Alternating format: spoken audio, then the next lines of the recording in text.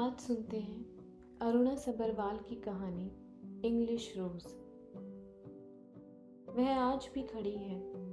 वक्त जैसे थम गया है। 10 साल कैसे बीत जाते हैं। इतने वर्ष, वही गांव, वही नगर, वही लोग। यहाँ तक कि फूल और पत्तियां तक नहीं बदले। ट्यूलिप्स, सफ़ेद डेजी, लाल और पीला गुलाब वापस उसकी तरफ ठीक वैसे ही देखते हैं जैसे उसकी निगाह को पहचानते हों। चेशायर काउंटी के एक गांव तक सीमित रह गई है उसकी जिंदगी। अपनी आराम कुर्सी पर बैठकर वह उन फूलों का पूरा जीवन अपनी आंखों से जी लेती है। बसंत से पतझड़ तक पूरी यात्रा।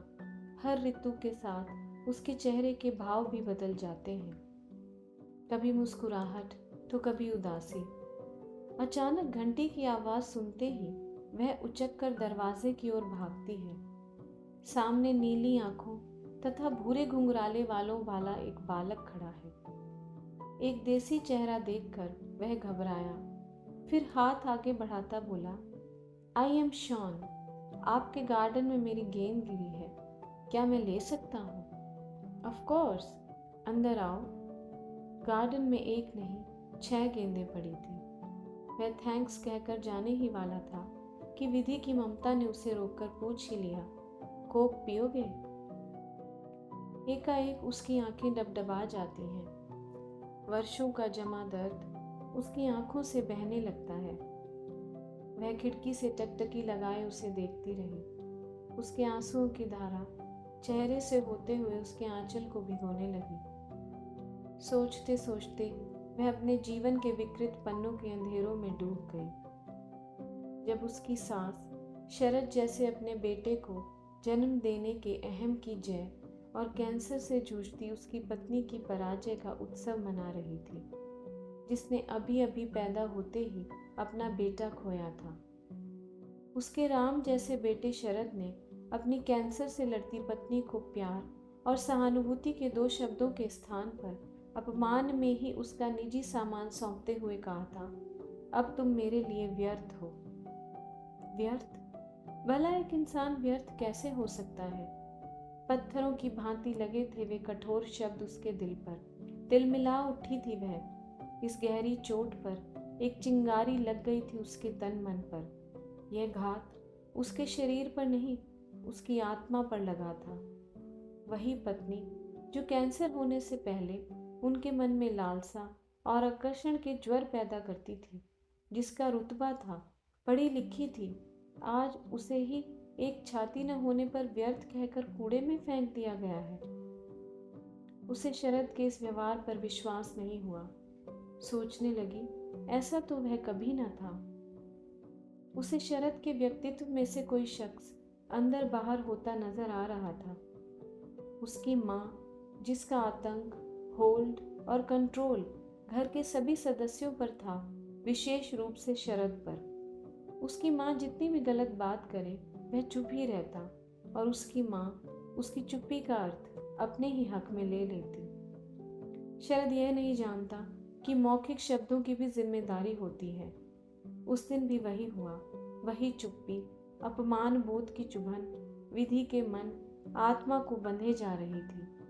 अपने जीवन साथी के प्रति उसके मन में विरक्ति पैदा हो गई थी, घृणा जम गई थी, किंतु यही सोचकर उसके मन को संयमित रखा और समझाया कि जीवन समय से आगे निकलने का नाम है, न कि ठहरी पहाड़ी। बेशक विधि का जीवन की सुंदरता और अच्छाई से भरोसा उठ गया था, फिर भी वह न रोई, न गिड़गिड़ाई, न ही टूटी। सभी संभावनाओं के बावजूद उसकी चेतना, आत्मस्वाभिमान धीरे धीरे अपना स्थान ग्रहण करने लगे, जो अस्वीकरण की भावना से कहीं दब सा गया था।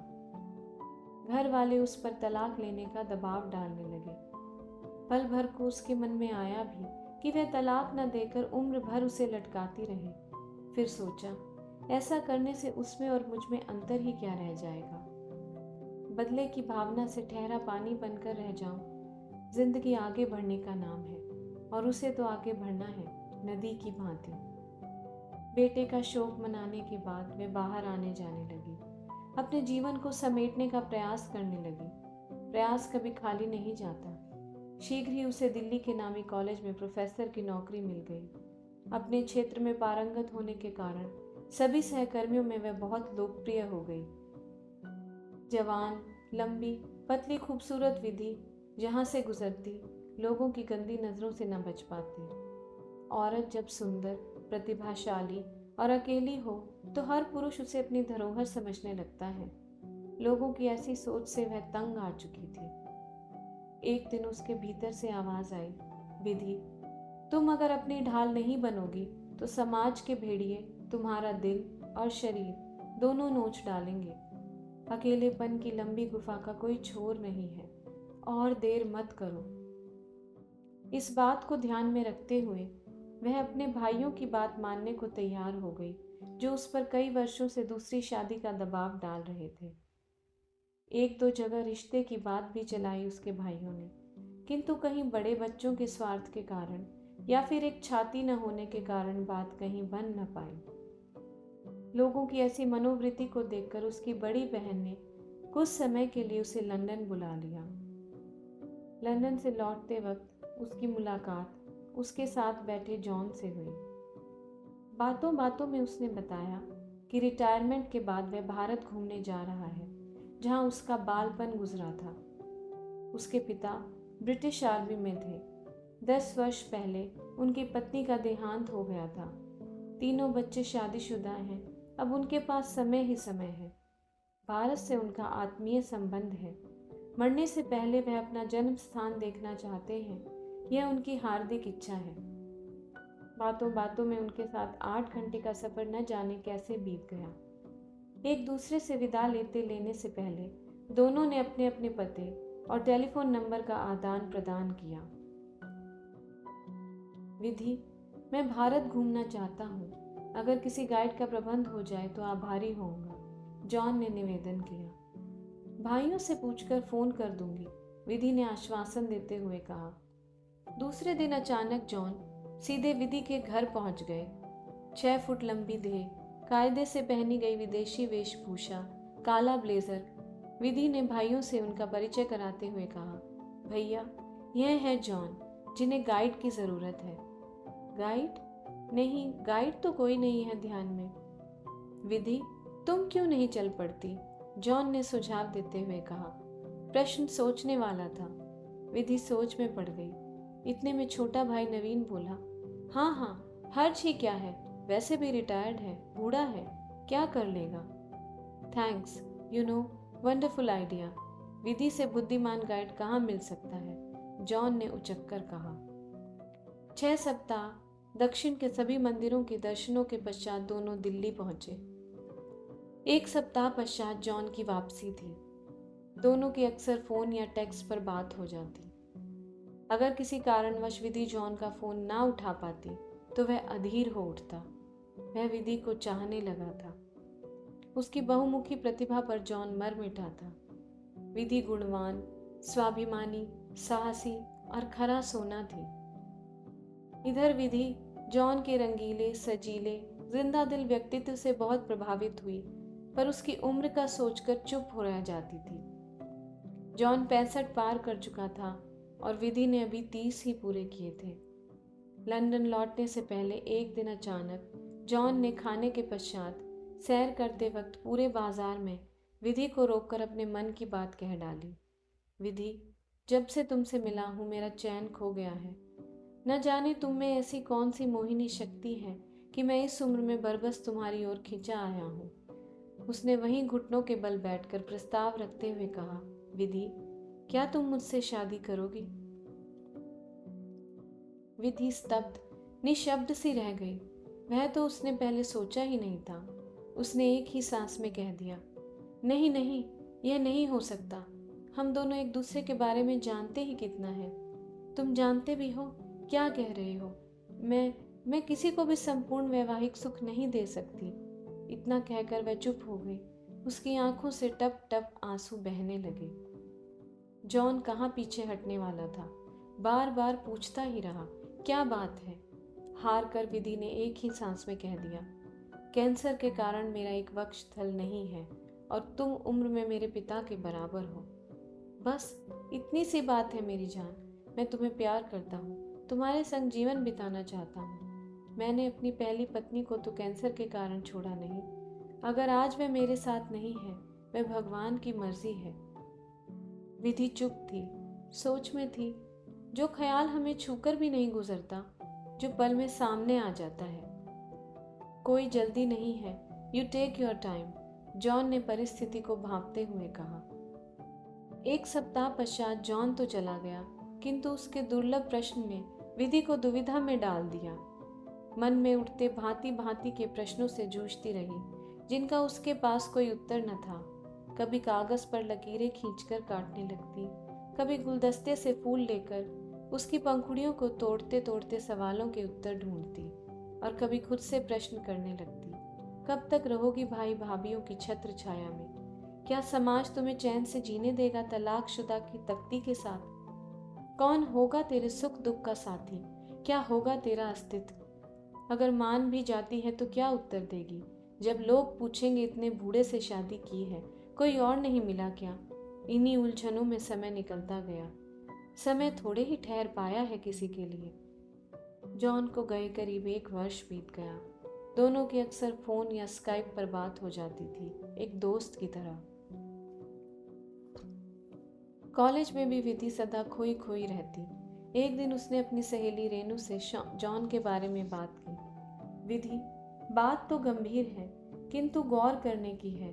भारतीय पुरुषों की प्रवृत्ति तो तू जान ही चुकी है। अगर यहाँ कोई शादी को तैयार हो भी गया तो उम्र भर उसके एहसान के नीचे दबी रहेगी। जॉन तुझे मन से चाहता है, उसने अपना हाथ आगे बढ़ाया है, अपना ले उसे। हटा दे यह जीवन से तलाकशुदा की तख्ती और आगे बढ़। खुशियों ने तुझे आमंत्रण दिया है, ठुकरा मत। औरत को भी तो हक है तकदीर बदलने का। बदल दे अपने जीवन की दशा और दिशा, रेनू ने उसे समझाते हुए कहा।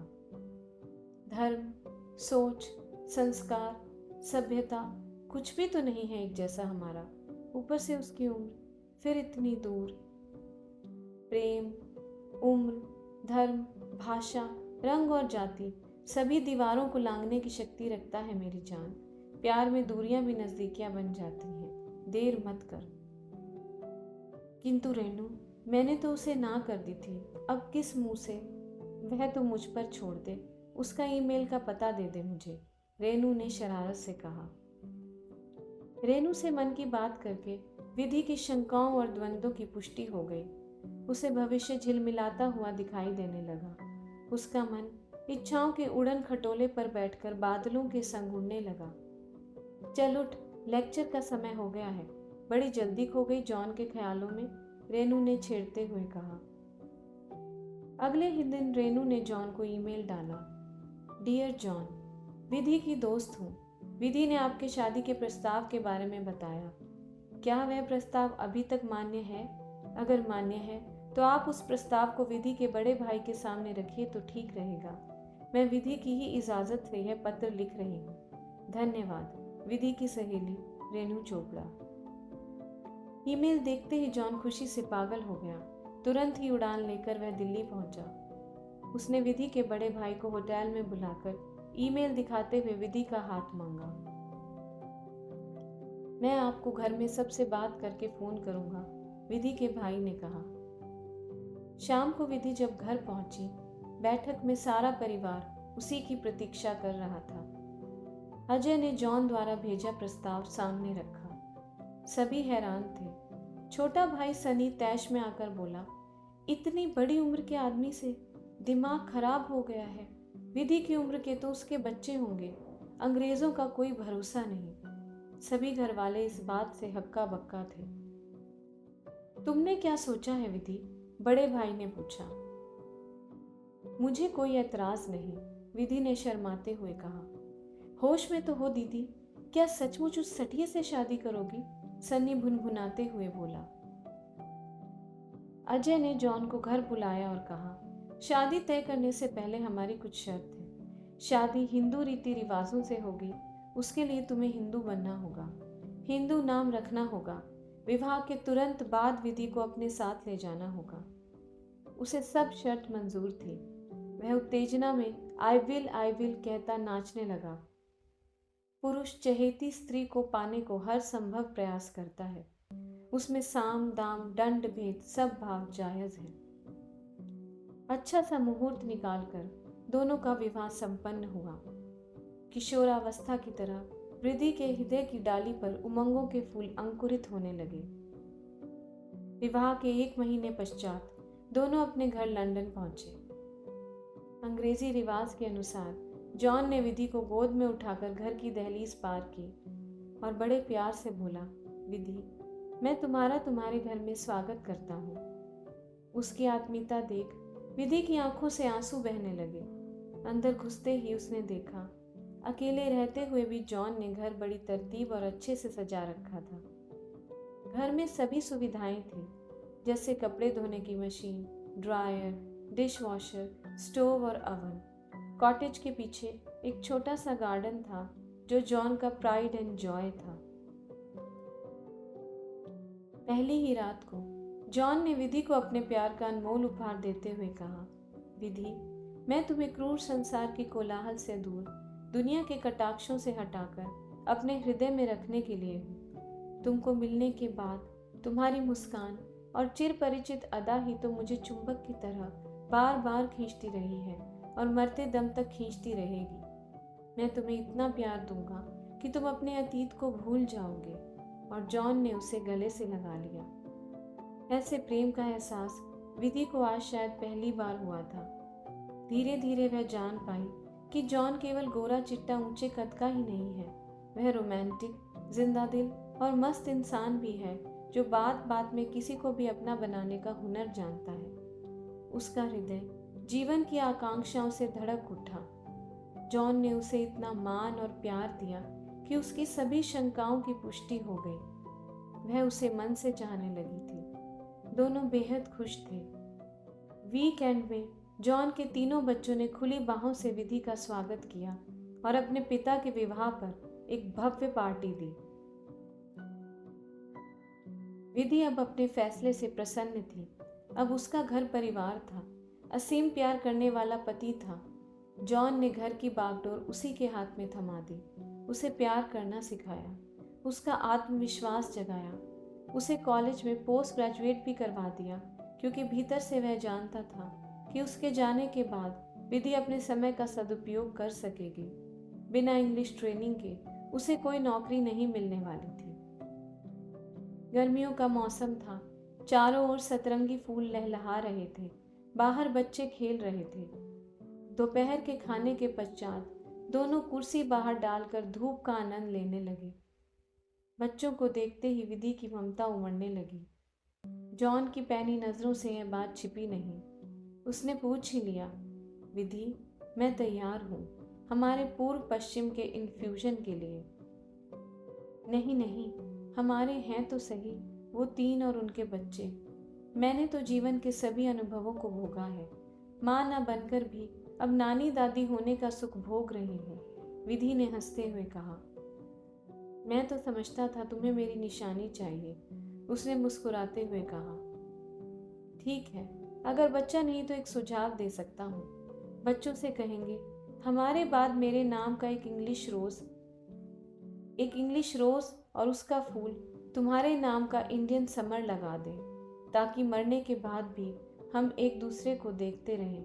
इतना कहकर जॉन ने प्यार से उसके गालों पर एक चुम्बन रख दिया। विधि के होठों पर मुस्कुराहट, आंखों में खुशी के आंसू आन गए। वह प्यार से जॉन के आगोश में लिपट गई। जॉन उसकी छोटी से छोटी हर जरूरत का ध्यान रखता। धीरे धीरे उसने विधि के पूरे जीवन को अपने प्यार के आंचल से ढक दिया। जहां उस पर कठोर धूप चमकती, वहां वह नीले आकाश की परछाई बनकर छा जाता। सामाजिक बैठकों में इसे अदब और शिष्टाचार से संबोधित करता। उसे जी जी करते उसकी जुबान न थकती। कुछ ही वर्षों में जॉन ने उसे आधी दुनिया की सैर करा दी। यहाँ तक कि मंदिर, गुरुद्वारे, आर्य समाज, सभी धार्मिक स्थानों पर भी वह उसे खुशी खुशी लेकर जाता। अब विधि के जीवन में सुख ही सुख थे। समय हंसी खुशी बीतता गया। इधर कई महीनों से जॉन थोड़ा सुस्त था। विधि चिंतित थी कि कहाँ गई उसकी चंचलता, चपलता ये कभी टिक कर ना बैठने वाला चुपचाप कैसे बैठा रह सकता है? डॉक्टर के पास जाने को कहो तो कह देता, मेरा शरीर है, मैं जानता हूँ क्या करना है। भीतर से खुद भी चिंतित था। हार कर विधि से चोरी करके डॉक्टर के पास गया। अनेक टेस्ट हुए। डॉक्टर ने जो बताया उसका मन उसे मानने को तैयार न था। वह जीना चाहता था। उसे विधि की चिंता होने लगी। उसने डॉक्टर से निवेदन किया कि वह नहीं चाहता है कि उसकी बीमारी उसकी और उसकी पत्नी की खुशी के आड़े आए। जानता हूँ समय कब है। अब पत्नी के लिए वह सब कुछ करना चाहता हूँ जो अभी तक नहीं कर पाया। समय आने पर वह खुद उसे बता देगा। एक दिन अचानक वर्ल्ड क्रूज के टिकट विधि के हाथ में थमाते हुए बोला, यह लो, हमारी शादी की 10वीं सालगिरह का तोहफा। उसकी जी हुजूरी ही खत्म नहीं होती थी। वर्ल्ड क्रूज से लौटने के पश्चात दोनों ने शादी की 10वीं वर्षगांठ बड़ी धूमधाम से मनाई। घर की रजिस्ट्री के कागज और सभी एफडीज उसने विधि के नाम कर उसे तोहफे में दी। उस रात वह बहुत अशांत था। उसे बार बार उल्टियां और चक्कर आते रहे। उसे अस्पताल ले जाया गया। जॉन की दशा दिन ब दिन बिगड़ती गई। कैंसर पूरे शरीर में फैल चुका था। अब कुछ ही समय की बात थी। कैंसर शब्द सुनकर सभी भौचक्के से रह गए। डॉक्टर ने बताया, तुम्हारे डैड जाने से पहले तुम्हारी माँ को उम्र भर की खुशियाँ देना चाहते थे। बच्चे तो घर आ गए, पर विधि नाराज सी बैठी रही। जॉन ने उसका हाथ पकड़कर उसे प्यार से समझाया, जो समय मेरे पास रह गया था मैं उसे बर्बाद नहीं करना चाहता था, भोगना चाहता था तुम्हारे साथ। तुमने ही तो मुझे जीना सिखाया है। अब जीवन से रिश्ता तोड़ सकता हूँ। जाना तो एक दिन सभी को है। अपनी शादी की 11वीं वर्षगांठ से पहले ही वह चल बसा। फ्यूनरल के बाद जॉन की इच्छा के अनुसार उसकी अस्थियां उसके गार्डन में बिखेर दी गई। उसके बेटे ने एक इंग्लिश रोज और एक इंडियन साथ साथ गार्डन में लगा दिए। इस सदमे को सहना कठिन था। विधि को लगा मानो किसी ने उसके शरीर के टुकड़े टुकड़े कर दिए हों। वह फिर अकेली रह गई। एक दिन उसके भीतर से एक आवाज़ सिहर उठी, उठ विधि, संभाल खुद को। तेरे पास उसका प्यार है, स्मृतियां हैं। वह तुझे क्वालिटी ऑफ लाइफ तो देकर गया है। धीरे धीरे वह संभलने लगी। जॉन के बच्चों के सहयोग और प्यार ने उसे फिर से खड़ा कर दिया। कॉलेज में उसे नौकरी मिल गई। बाकी समय गार्डन की देखभाल करती। इंग्लिश रोज और इंडियन समर की छटाई करने की उसकी हिम्मत नहीं पड़ती। उसके लिए वह माली को बुला लेती। गार्डन जॉन और उसकी जान था, उसका प्यार था, उसकी निशानी थी। एक दिन भी ऐसा न जाता जब वह अपने पौधे को न सहलाती। अक्सर उनसे बातें करती। बर्फ हो या कोहरा पड़ा हो, कड़कड़े सर्द में भी वह फ्रेंच डोर के भीतर से ही पौधों को निहारती जो जॉन ने लगाए थे। उदासी में इंग्लिश रोज से शिकवे और शिकायतें भी करती। देखो तो, अपने लगाए परिवार में लहलहा रहे हो और मैं नहीं नहीं, शिकायत नहीं कर रही। मुझे याद है जिस दिन आप मुझे घर लाए थे, आपने कहा था वह मेरा परिवार है। मरने के बाद भी इससे मुझे अलग मत करना। मेरी राख मेरे पौधों में बिखेर देना। यही सोचते सोचते अंधेरा छाने लगा। उसने घड़ी देखी। अभी शाम के 5 ही बजे थे। मरियल सी धूप भी चोरी चोरी दीवारों में खिसकती जा रही थी।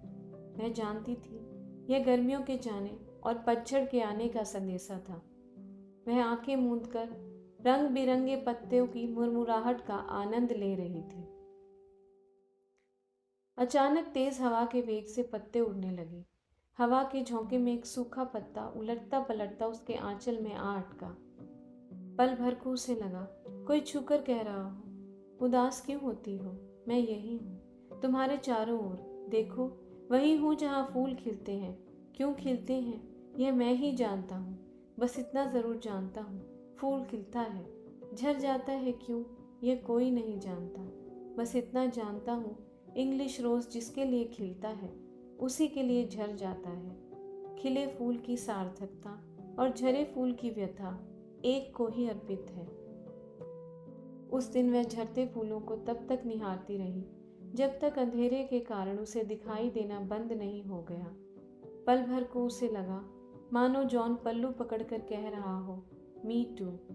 तुम्हारी शरारत की आदत अभी गई नहीं इंग्लिश रोज़, उसने मुस्कुराते हुए कहा।